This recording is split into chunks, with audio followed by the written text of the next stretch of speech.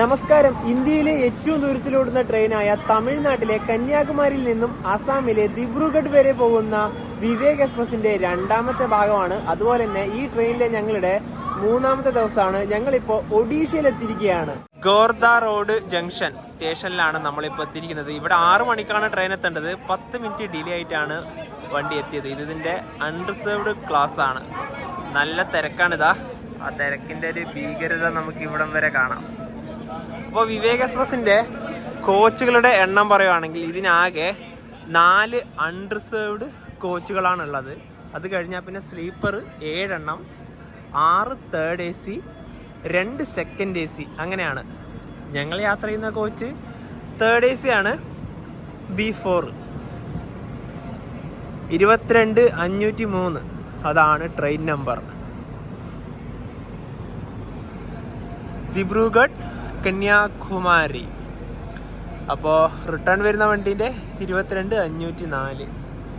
ഇവിടെ ട്രെയിന് 20 മിനിറ്റോളം സ്റ്റോപ്പ് ഉണ്ട്. അതുകൊണ്ട് പിന്നെ കുഴപ്പമില്ല. ഇത് 1-ാം നമ്പർ പ്ലാറ്റ്ഫോമാണ്. അതുപോലെ തന്നെ ഇത് ജംഗ്ഷൻ വരാൻ കാരണം ഇവിടുന്ന് പുരിയിലേക്കുള്ള ഒരു റൂട്ട് ഉണ്ട്. 43 കിലോമീറ്റർ ആണ് പുരിയിലേക്കുള്ളത്. 2017 മെയ്ഡ് കോച്ചാണ് B4. 20 മിനിറ്റത്തെ ഹോൾഡിന് ശേഷം ഇവിടുന്ന് ട്രെയിൻ എടുത്തിരിക്കുകയാണ്. ഇവിടെ ആകെ 7 പ്ലാറ്റ്ഫോമുകളാണുള്ളത്. ഈസ്റ്റ് കോസ്റ്റ് റെയിൽവേ സോണിൻ്റെ കീഴിലുള്ള ഒരു പ്രധാനപ്പെട്ട റെയിൽവേ സ്റ്റേഷനാണിത്. അടുത്തതാണ് ഇനി ഭുവനേശ്വർ.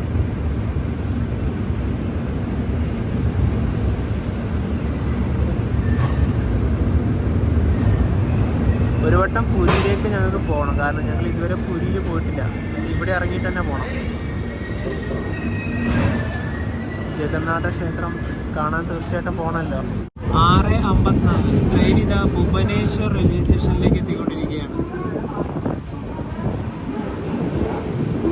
ഗോർദ റോഡിന് വളരെ അടുത്താണ് ഭുവനേശ്വർ.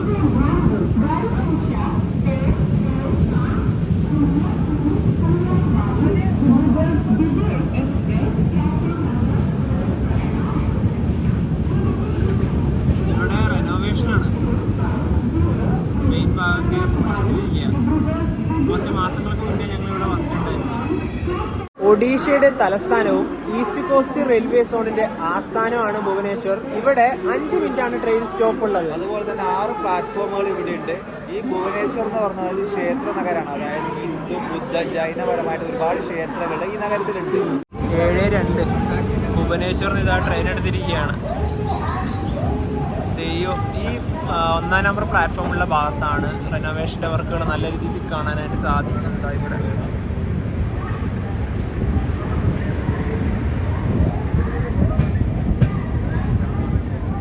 നല്ലൊരു വലിയ സ്റ്റേഷനാണ് ഇത്.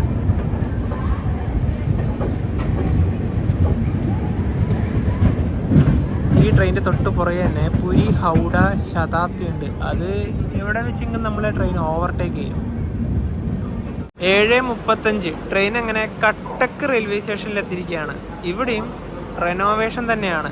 ഈ ഭാഗത്തെ മുഴുവൻ റെയിൽവേ സ്റ്റേഷനും അടിമുടി മാറുകയാണെന്ന് പറയാം. ഇതാ ലിഫ്റ്റ് എന്തൊക്കെയോ ആക്കുന്നുണ്ട്. ഇവിടെ റൂഫ് കാര്യങ്ങൾ മുഴുവൻ മാറുകയാണ്. നേരത്തെ കഴിഞ്ഞ ഭുവനേശ്വറും ഈ കട്ടക്കും ഒഡീഷയിലെ ഇരട്ട നഗരങ്ങളാണ്. അതുപോലെ തന്നെ ഈ സ്റ്റേറ്റിന്റെ നേരത്തെ തലസ്ഥാനം ഉണ്ടായത് കട്ടക്കായിരുന്നു. 1970-ലാണ് കട്ടക്കിന്ന് ചേഞ്ച് ചെയ്ത് നേരെ ഭുവനേശ്വറിലേക്ക് മാറിയത്. ഈ നഗരം എന്ന് പറയുന്നത് തന്നെ ഈ സ്റ്റേറ്റിന്റെ വാണിജ്യമായിട്ടും അതുപോലെ തന്നെ സാംസ്കാരികമായിട്ടുള്ള തലസ്ഥാനമാണ്. കാരണം കട്ടക്കിലാണ് നമ്മൾ ഒഡീഷ ഹൈക്കോടതിയൊക്കെ സ്ഥിതി ചെയ്യുന്നത്. ഇനിയിപ്പോൾ മിക്കവാറും പുരി ഹൗഡ ശതാബ്ദി വന്നതിന് ശേഷം മാത്രമേ മിക്കവാറും ഇവിടുന്ന് നമ്മുടെ വണ്ടി എടുക്കാൻ ചാൻസ് ഉള്ളൂ. അത് 1-ാം നമ്പർ പ്ലാറ്റ്ഫോമിൽ വരും. നമ്മുടെ വണ്ടി വന്നത് 2-ലാണ്. കട്ടക്ക് റെയിൽവേ സ്റ്റേഷനിൽ ട്രെയിൻ എടുത്തിരിക്കുകയാണ്. അപ്പോൾ ഇവിടുന്ന് ഓവർടേക്കിംഗ് ഉണ്ടായിരുന്നില്ല. ഇത് 1-ാം നമ്പർ പ്ലാറ്റ്ഫോമാണ് ഈ ഭാഗം.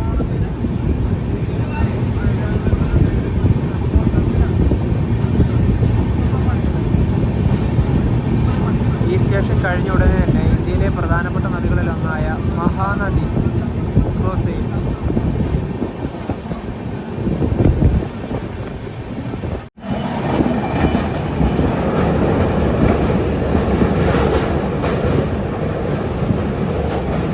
അങ്ങ് അതുവഴിയാണ് റോഡ്.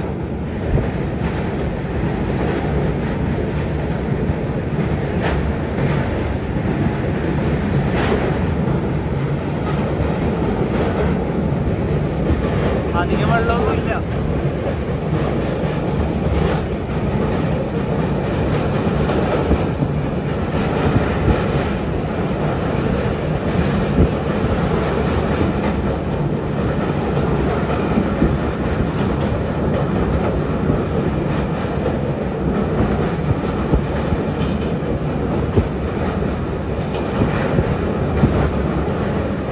അതുവഴി ഇപ്പോൾ ഒരു ട്രെയിൻ വരണമായിരുന്നു അല്ലേ? നല്ലൊരു കാഴ്ച തന്നെ കിട്ടിയാണ്. ആ ടൈമിങ്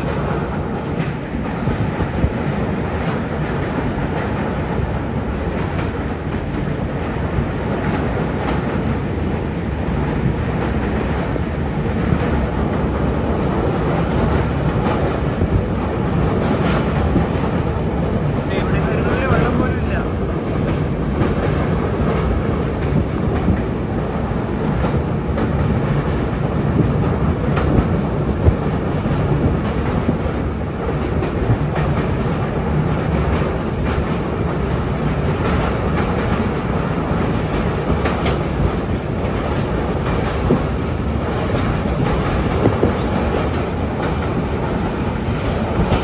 ബാങ്കറിലൊക്കെ ആയിട്ട്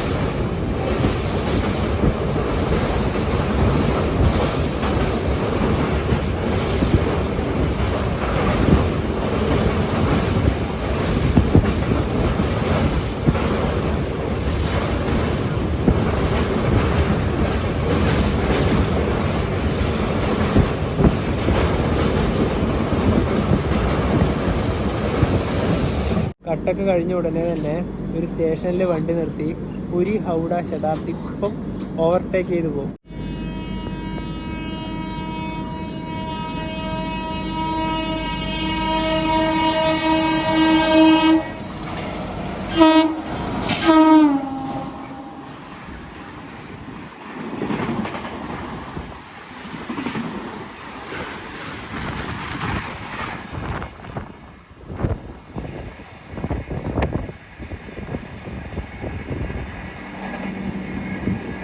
തൊട്ട് മുന്നിൽ കാണുന്ന ഈ ട്രെയിനില് കൽക്കരിയാണ്. അതിൻ്റെ ആ ഒരു മുൻഭാഗത്ത് നമുക്ക് കാണാനായിട്ട് സാധിക്കും.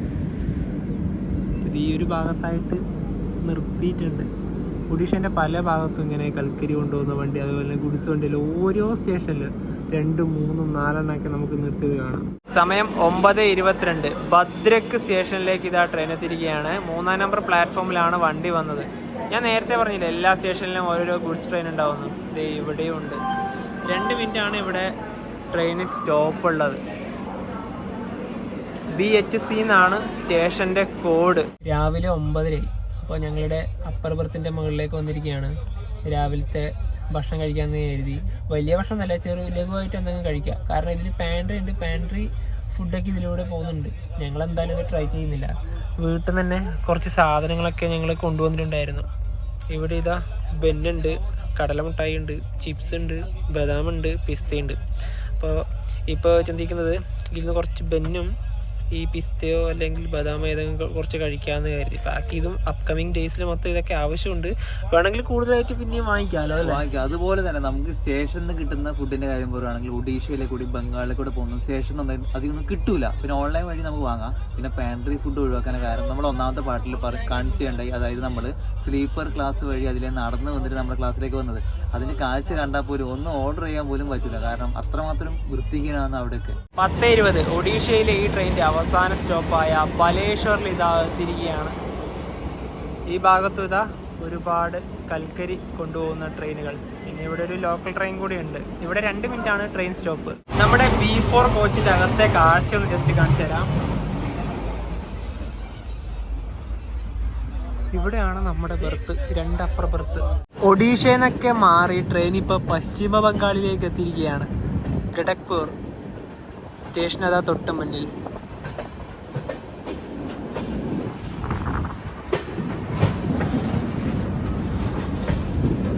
ഇത് ഏത് പ്ലാറ്റ്ഫോമിലേക്കാണാവോ പോകുന്നത്? 12:06.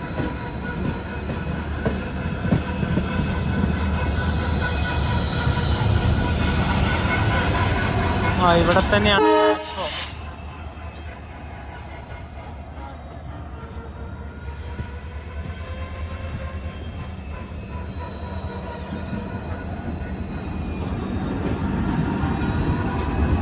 ഖടഗ്പൂർ ജംഗ്ഷൻ.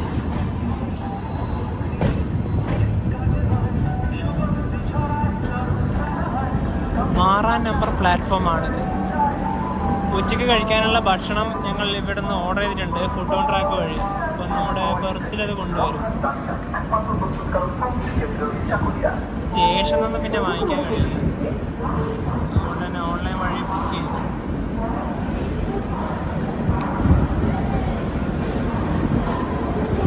ഖടഗ്പൂർ സ്റ്റേഷനിൽ 8 മിനിറ്റാണ് നമ്മുടെ ട്രെയിൻ സ്റ്റോപ്പ് ഉള്ളത്. ഇവിടെയൊക്കെ ഒരു ട്രെയിനൊക്കെ വന്ന് നിർത്തിയിട്ടുണ്ട്. അതൊരു പാസഞ്ചറാണ്. അത് 5-ാം നമ്പർ പ്ലാറ്റ്ഫോമാണ്. ഒരുപാട് കച്ചവട സ്ഥാപനങ്ങളൊക്കെ ഈ പ്ലാറ്റ്ഫോമിൽ തന്നെയുണ്ട്. അതുപോലെ തന്നെ ലോക്കൽ വെൻഡേഴ്സും ഉണ്ട്. ഇവിടുന്ന് തന്നെ മീൽസൊക്കെ ഉണ്ട്, ബിരിയാണി ഉണ്ട്. അതൊക്കെ നമുക്ക് ഇവിടുന്ന് വാങ്ങിക്കാം. നമ്മുടെ ഫുഡ് കിട്ടി കേട്ടോ, നമ്മളെ ബെർത്തിൽ തന്നെ കൊണ്ടുവന്ന് തന്നു. ഈ ഖടഗ്പൂർ റെയിൽവേ സ്റ്റേഷന് വലിയൊരു പ്രത്യേകതയുണ്ട്. ലോകത്തിലെ ഏറ്റവും നീളമേറിയ 4ാമത്തെ റെയിൽവേ പ്ലാറ്റ്ഫോം ഉള്ളത് ഇവിടെയാണ്. 4ാമത്തത് എന്നതിന് ഉപരി നമ്മുടെ രാജ്യത്തിന് ഒരുപാട് വേറെ സവിശേഷത കൂടിയുണ്ട് ഈ റെയിൽവേ പ്ലാറ്റ്ഫോമിന്റെ കാര്യത്തിൽ. 1ാമതും 2ാമതും 3ാമതും ഈ 4ാമത് അടക്കം വരുന്നത് നമ്മുടെ രാജ്യത്ത് തന്നെയാണ്. അപ്പോൾ അതിൻ്റെ കണക്കിലേക്ക് വരികയാണെങ്കിൽ 1ാമത് വരുന്നത് കർണാടകയിലെ ഹുബ്ബള്ളിയാണ്. 1505 മീറ്ററാണ് അതിൻ്റെ നീളം വരുന്നത്. 2ാമത് വരുന്നത് ഉത്തർപ്രദേശിലെ ഗോരഖ്പൂർ 1366 മീറ്ററാണ് അതിൻ്റെ നീളം വരുന്നത്. അതുപോലെ തന്നെ 3ാമത് നമ്മുടെ സ്വന്തം കേരളത്തിലെ കൊല്ലത്താണ് വരുന്നത്. 1180 മീറ്ററാണ് അതിൻ്റെ നീളം വരുന്നത്. 4ാമത് ഖടഗ്പൂർ, അതായത് നമ്മളിപ്പോൾ നിൽക്കുന്ന ഇതൊരു സ്ഥലം. അപ്പോൾ ഇവിടെ നിന്ന് വരുന്നാൽ 1072 മീറ്ററാണ് അതിൻ്റെ നീളം വരുന്നത്. ഇവിടെ നിന്ന് വാട്ടറിംഗ് ഒക്കെ ഉണ്ടായിരുന്നു. ഇത് അങ്ങ് ആ കോച്ചിലൊക്കെ ഇപ്പോഴും ഉണ്ട്. വെള്ളം ഒഴിയുന്നുണ്ടോ? എല്ലാം വേസ്റ്റ് വെള്ളമാണ് ഇവിടെ. ഇതാ ഖടഗ്പൂരിൽ നിന്ന് വണ്ടി എടുത്തിരിക്കുകയാണ്. ഇതാ ഇവിടെയും കൽക്കരി കൊണ്ടുപോകുന്ന വണ്ടിയാണ്. റെയിൽവേക്ക് നല്ലൊരു ലാഭമാണ് ഇതുവഴി കിട്ടുന്നത്. അപ്പുറത്തേക്ക് ഒരു വണ്ടി ഓൾറെഡി വന്നിട്ടുണ്ട്. ഇതാ ഏതോ ഒരു വണ്ടി, നോക്കിയില്ല ഏതാണെന്ന്.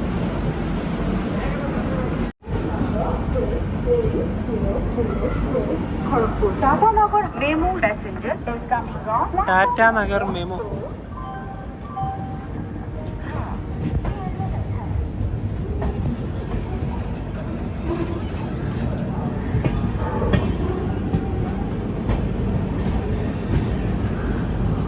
ലോങ്ങസ്റ്റ് പ്ലാറ്റ്ഫോം ഇതാണ്, ഈ ഭാഗത്തുള്ളത്.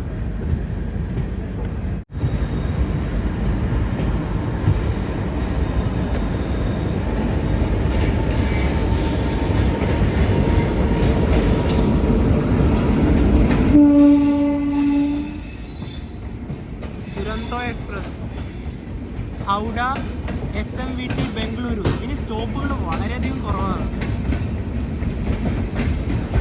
ഇതിന് യാത്ര ചെയ്യണമെന്നുണ്ടായിരുന്നു, പക്ഷെ ടിക്കറ്റ് ഒന്നും കിട്ടുന്നില്ല. നേരത്തെ ബുക്ക് ചെയ്ത് സെറ്റ് ആക്കണം.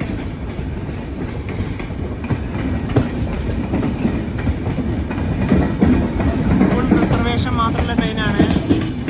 AC-യും സ്ലീപ്പറും ഉണ്ട്. ടിക്കറ്റിൽ തന്നെ ഫുഡ് ഇൻക്ലൂഡാണ്.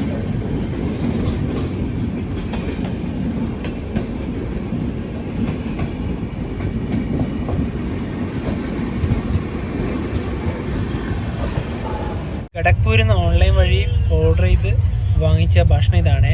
വെജ് താലിയാണ് നമ്മൾ ഓർഡർ ചെയ്തത്. അപ്പോൾ ഇത് തുറന്നിട്ടുണ്ടെങ്കിൽ ഇതാ ഇതിൻ്റെ അകത്ത് ഇങ്ങനെയാണ്. റൈസ് ഉണ്ട്, ഒരു അച്ചാറുണ്ട്, ഒരു 3 റൊട്ടിയുണ്ട്, ആലു മട്ടർ ഉണ്ട്, അതുപോലെ തന്നെ ദാലുണ്ട്. ദാലൊക്കെ കുറച്ചേ ഉള്ളൂ, അധികമൊന്നുമില്ല. പിന്നെ സാലഡും കൂടി ഉണ്ട്. ഇതേ ഭക്ഷണം തന്നെയാണ് ഏകദേശം നമുക്ക് ഈ നമ്മളെ ട്രെയിനിൻ്റെ അകത്തും കിട്ടുന്നത്. കാരണം ഇനിയിപ്പം ഈ ഖടഗ്പൂരല്ലാതെ വേറൊരു നല്ലൊരു സ്റ്റേഷനില്ല. പിന്നെ ഡാങ്കുനിയാണ്, അതിപ്പോഴേ എത്തൂല. അപ്പോൾ പിന്നെ ഇവിടുന്ന് വാങ്ങിക്കാതെ വേറെ നിവൃത്തിയില്ലല്ലോ. അപ്പോൾ ഉച്ചയ്ക്ക് കഴിക്കുന്ന ഭക്ഷണം ഇതാണ്. 130 രൂപയാണ് ഈ ഒരു താലിക്ക് വന്ന ചാർജ്. ഞാൻ ഈ അടുത്ത കാലത്തൊന്നും ഇത്രയും വൃത്തികെട്ടൊരു താലി കഴിച്ചിട്ടില്ല. ഒരു ടേസ്റ്റും ഇല്ലാത്തൊരു താലി. ഇതിന് ചൂടേ ഇല്ല. എനിക്ക് തോന്നുന്നു ഇന്നലത്തേറ്റും ആണോ എന്നൊരു സംശയമുണ്ട്. നമുക്ക് കഴിക്കാനൊരു മനസ്സ് വേണ്ടേ? അതുപോലെ തന്നെ എല്ലാം ഈ കറിയൊന്നും ഒട്ടുമില്ല. എല്ലാം നല്ല തണുത്തിരിക്കുന്നു. എനിക്കൊന്ന് ഫ്രിഡ്ജിൽ നിന്നായിട്ട് എടുത്ത് കൊണ്ടുവന്നതാണോ എന്നറിയില്ല. IRCTC വഴി ബുക്ക് ചെയ്ത് നല്ല ഫുഡ് കഴിക്കാനാണ് അതുവഴി ഓർഡർ ചെയ്യുന്നത്. അതുവഴി കിട്ടുന്ന ഫുഡും ക്വാളിറ്റി ഏകദേശം സെയിമാണ്. അതാ നോക്കിയ മോശം ഫുഡ്. ഇനിയിപ്പം എന്തായാലും ഞാൻ മെയിൽ അയച്ചിട്ട് മോശം ഫുഡാണെന്ന് പറയും. അതിൻ്റെ റെസ്പോണ്ട് എന്താണെന്ന് നോക്കണം. റൈസിനൊക്കെ നല്ല തണുപ്പ്. രാവിലെ ആക്കി കൊണ്ടുവന്നാണോന്നും അറിയില്ലല്ലോ.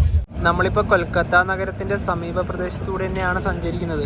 അന്തുൾ സ്റ്റേഷനിലേക്ക് എത്തിയിരിക്കുകയാണ്. ഇവിടുന്ന് ഹൗഡ സ്റ്റേഷനിലേക്ക് 12 കിലോമീറ്റർ മാത്രമേ ദൂരമുള്ളൂ. ഇവിടെ തന്നെ ലോക്കൽ ട്രെയിനൊക്കെ ഉണ്ടല്ലോ. ഇന്ന് വന്നിറങ്ങിയ ആൾക്കാരൊക്കെ ഓടി ഇറങ്ങിപ്പോയി. കാരണം ഈ സ്പീഡിൽ പോകുമ്പോൾ ആൾക്കാർ ചാടി ഇറങ്ങി. ആൾക്കാരാണ് ഓടിക്കയറുന്നത് ആ ട്രെയിനിലേക്ക്.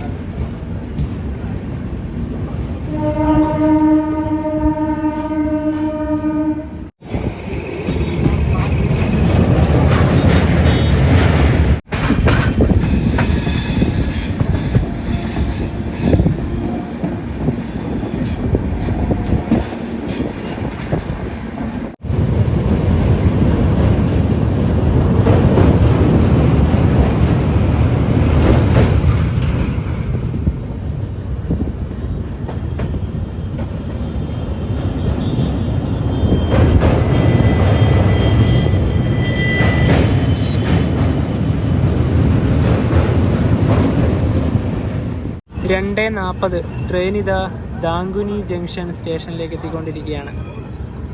കൊൽക്കത്തയിലേക്ക് പോകേണ്ടവർക്ക് ഇവിടെ ഇറങ്ങാം. ദാങ്കുനി ജംഗ്ഷൻ, കൊൽക്കത്തയിലേക്ക് പോകേണ്ട ഒരുപാട് ആൾക്കാർ ഇവിടെ ഇറങ്ങിയിട്ടുണ്ട്. ഇനിയിപ്പോൾ ഇവിടുന്ന് ട്രെയിൻ വഴിയോ അല്ലാതെ എങ്ങനെ വേണമെങ്കിലും പോകാം. 2ാം നമ്പർ പ്ലാറ്റ്ഫോമിലാണ് ട്രെയിൻ വന്നത്. അന്ന് അരണോ എക്സ്പ്രസ്സിൽ വന്ന സമയത്തും ഇവിടെ തന്നെയാണ് വണ്ടി വന്നത്. അതുപോലെ തന്നെ കൊൽക്കത്തയിലേക്ക് പോകേണ്ടവർ ഇവിടെ ഇറങ്ങിക്കഴിഞ്ഞാൽ ബർദ്ധമാനിന്ന് നമ്മുടെ ഹൗഡ ഭാഗത്തേക്ക് പോകുന്ന ലോക്കൽ ട്രെയിൻ കിട്ടും. ഇവിടുന്ന് ഹൗഡയിലേക്ക് 13 കിലോമീറ്റർ മാത്രമേ ഉള്ളൂ. നമ്മൾ നേരത്തെ കണ്ടല്ലോ കൊൽക്കത്തയിൽ ഒരുപാട് ലോക്കൽ ട്രെയിനുകളൊക്കെ പോകുന്നുണ്ട്.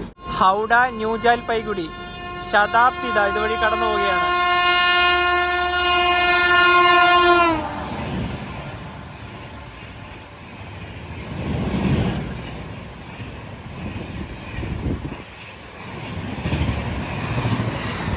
നമ്മളെ ഓവർടേക്ക് ചെയ്തത് പോയി. ട്രെയിൻ ഇപ്പോൾ 130 km/h സ്പീഡിലാണ് പോയിക്കൊണ്ടിരിക്കുന്നത്.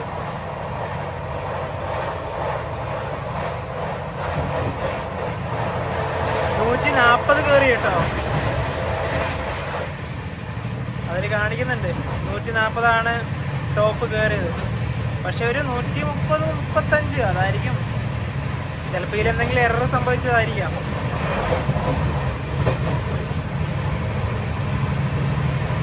ഇത്ര സ്പീഡിൽ പോകുന്നത് കൊണ്ട് തന്നെ ഇന്ന് വിവേക് എക്സ്പ്രസ് ഡിലേ ചെയ്യില്ല.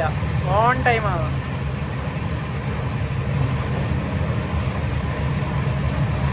ബംഗാളിലെ കൃഷിപ്പാടങ്ങൾ. ബർദ്ധമാൻ റെയിൽവേ സ്റ്റേഷനിലേക്ക് എത്താനായി ഒരു 5 കിലോമീറ്റർ കൂടെ.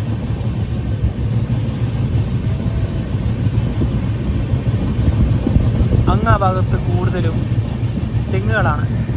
ആ ഭാഗത്ത് നമ്മളിന്ന് യാത്ര ചെയ്യുന്ന വിവേക് എക്സ്പ്രസ് ഇല്ലേ, അതിന് നമ്മൾ മലയാളികൾ പല പേരിൽ വിളിക്കും.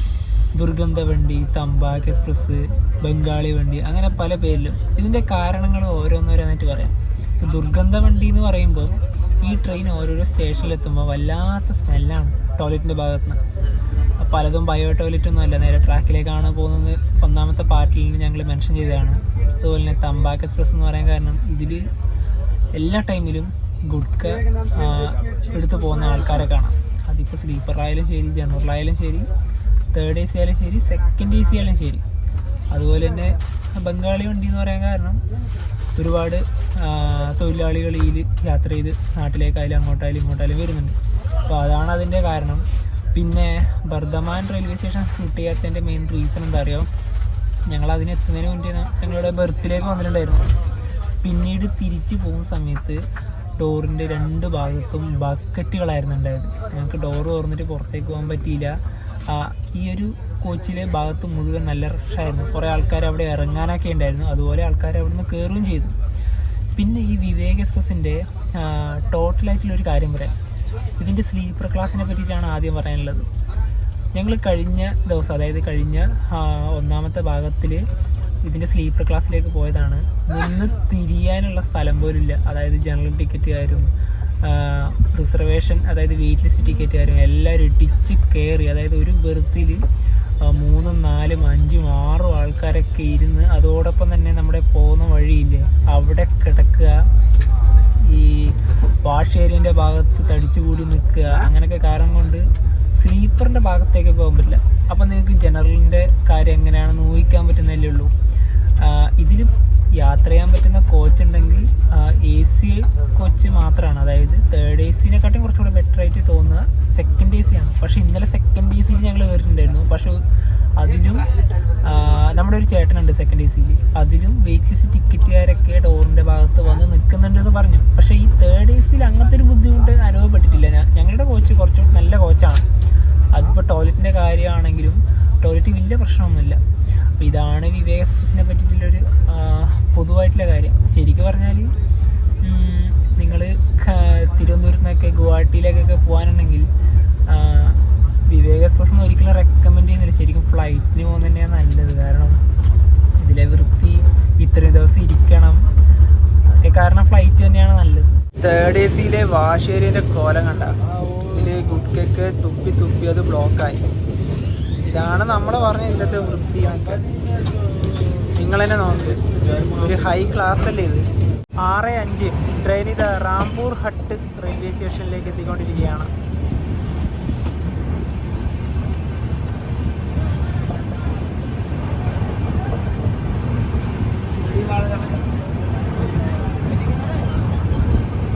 റാംപൂർ ഹട്ടിൽ 5 മിനിറ്റാണ് ട്രെയിൻ സ്റ്റോപ്പ് ഉള്ളത്.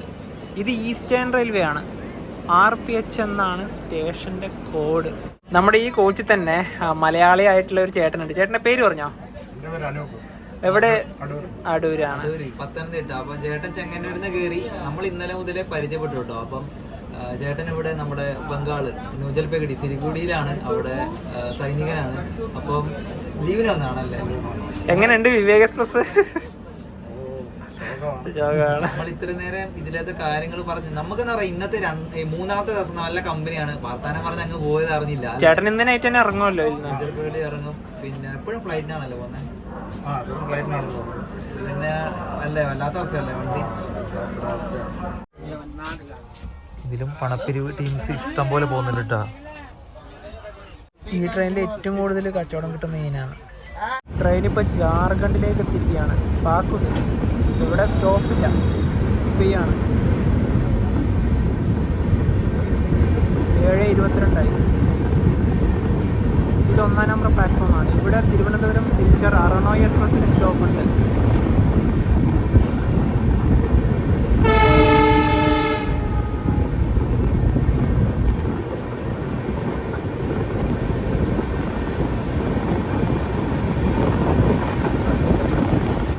ഈസ്റ്റിലേക്ക് നമ്മുടെ കേരളത്തിൽ നിന്ന് പോകാനായിട്ട് ആകെ 2 വണ്ടികളാണുള്ളത്. ഒന്ന് വെച്ചാൽ തിരുവനന്തപുരത്ത് നിന്ന് എല്ലാ ചൊവ്വാഴ്ചയും വൈകിട്ട് 4:50 സിൽച്ചറിലേക്ക് പുറപ്പെടുന്ന അർണോ എക്സ്പ്രസ്. മറ്റൊന്ന് നമ്മളിന്ന് യാത്ര ചെയ്യുന്ന വിവേക്. അപ്പോൾ ഈ വിവേകിൽ വന്നു കഴിഞ്ഞാൽ നമുക്ക് എന്താ പറയുക, വേറെ ഒരുപാട് സ്ഥലങ്ങളിൽ കൂടെ പോവാം. അതായത് ഒഡീഷയിലെ കട്ടക്ക്, ഭുവനേശ്വർ, ബംഗാൾ വരുവാണെങ്കിൽ ഖടഗ്പൂർ, സിലിഗുഡി, മാൽഡ. ഈ സിലിഗുഡി എന്ന് ഉദ്ദേശിക്കുന്നത് ന്യൂജൽപേഗഡിയാണ്. അപ്പോൾ അവിടെ വന്നു കഴിഞ്ഞാൽ നമുക്ക് സിക്കിമിലേക്ക് പോകാൻ ഉദ്ദേശിക്കുന്നവർക്ക് നല്ലൊരു വണ്ടിയാണ്. ഈ 2 വണ്ടികളും നിങ്ങൾക്ക് ഉപകരിക്കും. സിക്കിം മാത്രമല്ല, ഡാർജിലിംഗിലേക്ക് പോകാനാണെങ്കിലും. ഇനി നമുക്ക് നേരെ ആസാമിലേക്ക് വരികയാണെങ്കിൽ ഗുവാഹട്ടി വന്നു കഴിഞ്ഞാൽ നിങ്ങൾക്ക് മേഘാലയയിലേക്ക്, ഷിംലോങ്ങിലേക്ക് പോകുകയാണെങ്കിൽ ഉപകരിക്കും. അതുപോലെ തന്നെ നേരെ ലംഡിങ് വന്നു കഴിഞ്ഞാൽ ഈ 2 വണ്ടികളും ഒരുമിച്ച് വരുന്നത് ലംഡിങ് വരെ മാത്രമാണ്. ലംഡിങ്ങിന് ഒരു വണ്ടി സിൽച്ചർ ഭാഗത്തേക്ക് പോകും. നമ്മൾ നേരെ ദീമാപൂർ, അതായത് നാഗാലാൻഡിൻ്റെ കാര്യം പറയുമ്പോൾ കേരളത്തിൽ നിന്ന് നാഗാലാൻഡിലേക്ക് വരാൻ ഉദ്ദേശിക്കുന്നത് ആകെ ഒരൊറ്റ വണ്ടി ഈ വിവേക് മാത്രമേ ഉള്ളൂ. വേറെ ഒറ്റ വണ്ടികൾ ഇല്ല. അപ്പം മറ്റേ അർണോയുടെ കാര്യം പറയുകയാണെങ്കിൽ അത് നേരെ സിൽച്ചറിലേക്ക് പോയി. അതെന്ന് വെച്ചാൽ നമ്മുടെ മിസോറാം, ത്രിപുര അതിലേക്ക് പോകുന്നവർക്ക് അതിൽ പോവാം. നമ്മൾ നേരെ നാഗാലാൻഡ് വഴി വന്ന് നേരെ ദിബ്രുഗഡ് കഴിഞ്ഞാൽ അരുണാചലിലേക്ക് പോകുന്നവർക്കും ഉപകരിക്കും ഈ വിവേക് എക്സ്പ്രസ്. ഫറാക്ക ബ്രിഡ്ജാണിത്, അതായത് ഗംഗാ റിവർ റെയിലും റോഡും ഒരേപോലെയാണ്.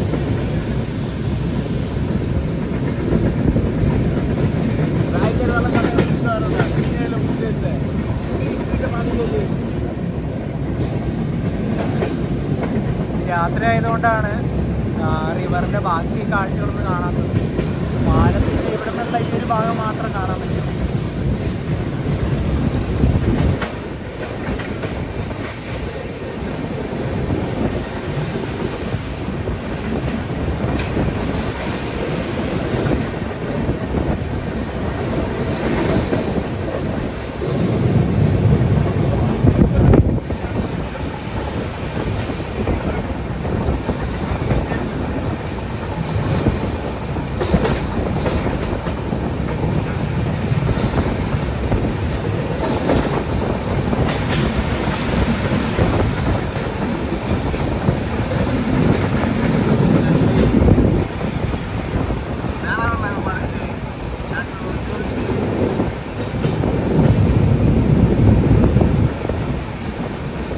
തമിഴ്നാട്ടിലെ കന്യാകുമാരിയിൽ നിന്നും 2926 കിലോമീറ്റർ യാത്ര ചെയ്ത് ട്രെയിൻ ഇത് വെസ്റ്റ് ബംഗാളിലെ മാൽഡ ടൗൺ റെയിൽവേ സ്റ്റേഷനിലേക്ക് എത്തിക്കൊണ്ടിരിക്കുകയാണ്.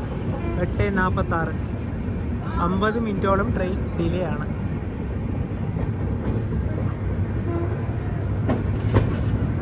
ഞങ്ങൾ രാത്രിയേക്കുള്ള ഭക്ഷണം ബുക്ക് ചെയ്തത് ഇവിടുന്നാണ്.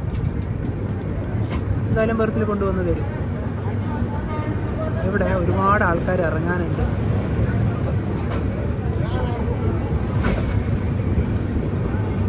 4 നമ്പർ പ്ലാറ്റ്ഫോമാണിത്. 4 നമ്പർ പ്ലാറ്റ്ഫോമിലാണ് നമ്മുടെ ട്രെയിൻ വന്നത്. ഇവിടെ 10 മിനിറ്റ് ആണ് സ്റ്റോപ്പ് ഉള്ളത്. പശ്ചിമ ബംഗാളിലെ 6ാമത്തെ വലിയ നഗരമാണ് മാൾഡ. ഇവിടെ ആകെ 7 പ്ലാറ്റ്ഫോമുകളുണ്ട്. അപ്പം നമ്മൾ ബുക്ക് ചെയ്ത ഭക്ഷണമൊക്കെ ഇതാ നമ്മുടെ കയ്യിൽ വന്ന് കിട്ടിയിരിക്കുകയാണ്. പെട്ടെന്ന് തന്നെ വന്നു കേട്ടോ. അതുപോലെ തന്നെ നമ്മൾ ആ ഭാഗത്തേക്ക് വരും. ഞാൻ തന്നെയാണ് പോയിട്ട് വാങ്ങിയത്, പേയ്മെന്റ് ഒക്കെ കൊടുത്തു. പിന്നീടല്ലോ നമ്മുടെ നാട്ടിൽ പണിയെടുക്കുന്ന മേസ്തിരി ഇല്ലേ, ഒരുപാട് കെട്ടിട നിർമ്മാണം ഒക്കെ ആയിട്ട് അവർ ഒരുപാട് ആൾക്കാർ മാടയിലുള്ളവരാണ്. ഒരുപാട് പേര് വന്നിട്ട് ഇവിടെ ഇറങ്ങിയിട്ടുണ്ട്. അപ്പോൾ എനിക്ക് തോന്നുന്നു നമ്മുടെ ട്രെയിനിലത്തെ ഒരുപാട് തിരക്ക് ഇവിടുന്ന് കുറച്ച് കുറഞ്ഞിട്ടുണ്ട്.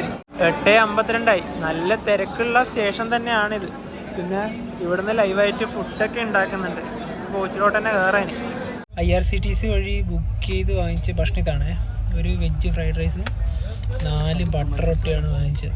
ഞങ്ങൾ പിന്നെ അധികം ഗ്രേവി കറിയൊന്നും യാത്രയിലധികം യൂസ് ചെയ്യാറില്ല. അതുകൊണ്ട് ഇതന്നെ രാത്രിക്ക് വാങ്ങിച്ചു. കുഴപ്പമില്ല, നല്ലൊരു ക്വാണ്ടിറ്റിയിൽ തന്നെ ഫുഡൊക്കെ കൊണ്ടുവന്ന് തന്നിട്ടുണ്ട്. ഇനിയിപ്പോൾ ഇത് കഴിക്കാം. നല്ല ചൂടോടെ തന്നെയാണ് ഫ്രൈഡ് റൈസ് ഉള്ളത്. ഭക്ഷണമൊക്കെ കഴിച്ച് രാത്രി കിടക്കേണ്ട ഒരു സെറ്റപ്പ് ആക്കിയിരിക്കുകയാണ്. ഏറ്റവും അടിയിൽ ഇതാ കമ്പിളി വിരിച്ചു. ഈ കമ്പിളിൻ്റെ കാര്യം പറയുമ്പോൾ നിങ്ങൾ ഇത് ഒരു കാരണവശാലും ഈ ദീർഘദൂര ട്രെയിനുകളിലൊന്നും ഇത് പുതക്കാതിരിക്കുക. കാരണം ഇതൊക്കെ കഴുകൽ വളരെയധികം കുറവാണ്. കാരണം അത്രത്തോളം വൃത്തിയില്ലായ്മയാണ്. കാരണം ദിബ്രുഗഡ് നിന്ന് കന്യാകുമാരിക്ക് ഉപയോഗിച്ച അതേ കമ്പിളി തന്നെയാണ് കന്യാകുമാരി ദിബ്രുഗഡിലേക്കും ഉപയോഗിക്കുന്നത്. ആ ഒരു കാര്യം മാത്രം നിങ്ങൾ ചിന്തിച്ചാൽ മതി. ഏത് ട്രെയിനിലായാലും അങ്ങനെ തന്നെയാണ്. അതുപോലെ തന്നെ ഇത് ഇവിടെ പില്ലോ ഉണ്ട്. ഇതിൻ്റെ കവറൊക്കെ ഫ്രഷ് തന്നെയാണ്. അതുപോലെ തന്നെ ഈ പില്ലോ കവർ ഫ്രഷ് തന്നെയാണ് പറയാൻ കാരണം ഇതിൻ്റെ അടിയിൽ ഒരു പില്ലോ കവർ ഉണ്ട്. അതിന് കൂടാതെ ഇത് എക്സ്ട്രാ തന്നതാണ്. പിന്നെ പുതക്കാനുള്ളൊരു പുതപ്പുണ്ട്. അതും ഇതാ ഇവിടെ ഇരിപ്പായിട്ട് ഇതാ ഒരു സാധനം കൂടി ഉണ്ട്. ഇതൊക്കെ ഫ്രഷാണ്. കമ്പിളി മാത്രമാണ് പ്രശ്നമായിട്ടുള്ളത്. വിവേക് എക്സ്പ്രസിൻ്റെ 2ാമത്തെ ഭാഗം ഇവിടെ വെച്ച് വൈൻഡപ്പ് ചെയ്യാണ്. രാവിലെ നമ്മൾ ഭുവനേശ്വർ എത്തുന്നതിന് മുന്നേ സ്റ്റാർട്ട് ചെയ്ത വീഡിയോ ആണല്ലോ. ഇനിയിപ്പോൾ അടുത്ത സ്റ്റോപ്പ് ഉള്ളത് ബീഹാറിലെ കിഷൻഗഞ്ചാണ്. അത് കഴിഞ്ഞ് പിന്നെ വെസ്റ്റ് ബംഗാളിലെ ന്യൂ ജൽപൈഗുരി. അത് കഴിഞ്ഞിട്ട് പിന്നെ കുറച്ച് പോയിട്ടുണ്ടെങ്കിൽ നമ്മൾ എവിടെ കയറും? ആസാമിൽ കയറും. അടുത്ത ദിവസത്തെ വീഡിയോ നിങ്ങൾ ആസാമിലത്തെ കാഴ്ചകളായിരിക്കും കാണാൻ പോകുന്നത്. കാരണം 3ാമത്തെ ഒരു പാർട്ടും കൂടി ഉണ്ട്. നവീനിത ഇവിടെ വിരിച്ചൊക്കെ വെച്ച് കിടക്കാനുള്ള സെറ്റപ്പ് ആക്കിയിരിക്കുകയാണ്. അതുപോലെ തന്നെ പകല് കണ്ണാടി വെച്ചിട്ടാണ് എന്താ പറയുക ഞാൻ നിന്നത്. കാരണം വേറൊന്നും ഉണ്ടല്ല, വല്ലാത്ത പൊടിയാണ്. പൊടി അങ്ങനെ അടിച്ചിട്ട് കണ്ണിലേക്ക് കയറുവാണ്. അപ്പോൾ അതുകൊണ്ടാണ് കണ്ണടയ്ക്ക് വെച്ചത്. അപ്പോൾ അതെല്ലാം വെച്ച് റെഡിയാക്കി സെറ്റായിക്കോ. ഇപ്പം നാളെ രാവിലെ ആകുമ്പോഴത്തേക്ക് നമ്മൾ ആസാമിൽ എത്തുമല്ലോ. തീർച്ചയായും. അപ്പോൾ എന്താ പറയുക, ശരിക്കും പറഞ്ഞാൽ ഇന്നത്തെ യാത്ര ശരിക്കും പറഞ്ഞാൽ ഒരു മടുപ്പ് യാത്ര തന്നെയാണ്. കാരണം അധികം കാണാൻ വലിയ കാഴ്ചകളൊന്നും അധികം ഉണ്ടായിരുന്നില്ല. അരുണ എക്സ്പ്രസ്സിൽ വന്ന സമയത്ത് ഇതേ റൂട്ടിൽ ഇതേ കാഴ്ചകൾ തന്നെയാണ് ഉണ്ടായത്. അപ്പോൾ എന്താ പറയുക, ആസാമിലത്തെ അടിപൊളി കാഴ്ചകളൊക്കെ വേണ്ടി വെയിറ്റ് ചെയ്യാം. അപ്പം ഈ ഒരു ഭാഗം എല്ലാവർക്കും ഇഷ്ടപ്പെടുന്നതായിരിക്കും. അപ്പോൾ നമുക്ക് മറ്റു ദിവസം കണ്ടുവന്നിരിക്കും. ബൈ.